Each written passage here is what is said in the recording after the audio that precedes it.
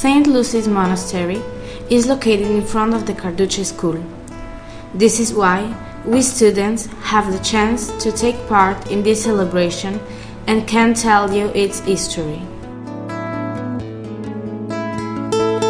The monastery has been in Foligno for 700 years.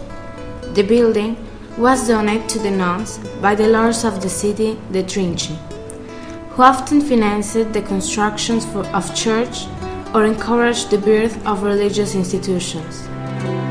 In 1326, the year of its foundation, the nuns who lived inside the monastery followed the Augustinian rule.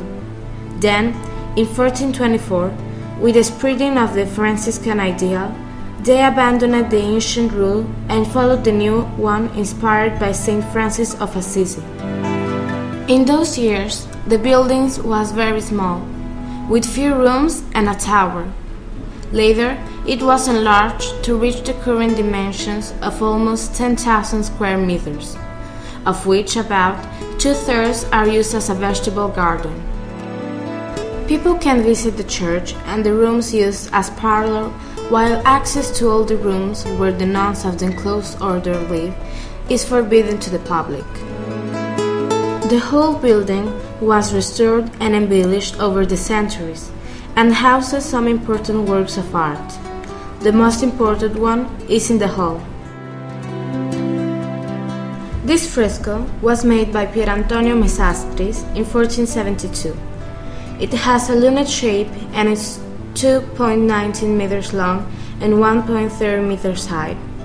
It represents the Virgin and the Child and two angels between Saint Lucy and Saint Clare of Assisi.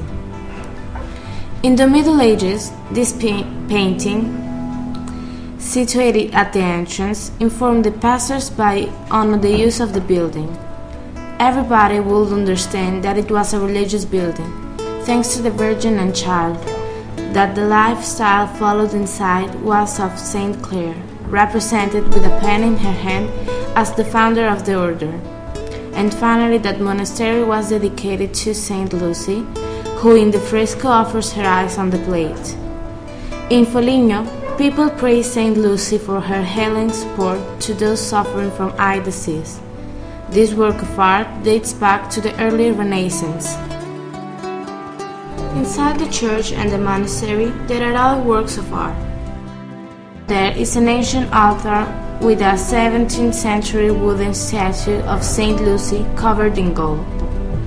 The statue is visible only once a year on the 13th December.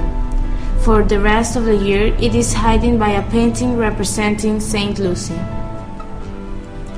Below there is a tombstone of the Blessed Cecilia Coppoli, who was the first one to live in poverty. On the left, there is a painting of Saint Andrew. Beyond the grid, there is a wooden choir covered with miniature parchments, a work dating back to the 15th century.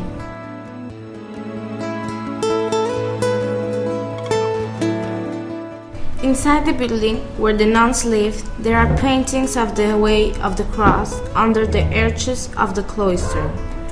Other little wooden paintings in the parlours shows the Ascension of the angel to the Virgin Mary.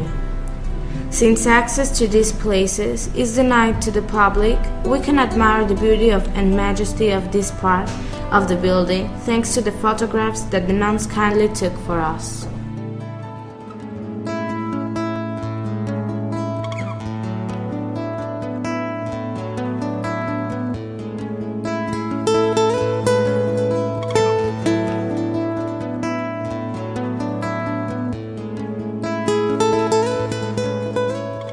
The 13th December celebration at the monastery.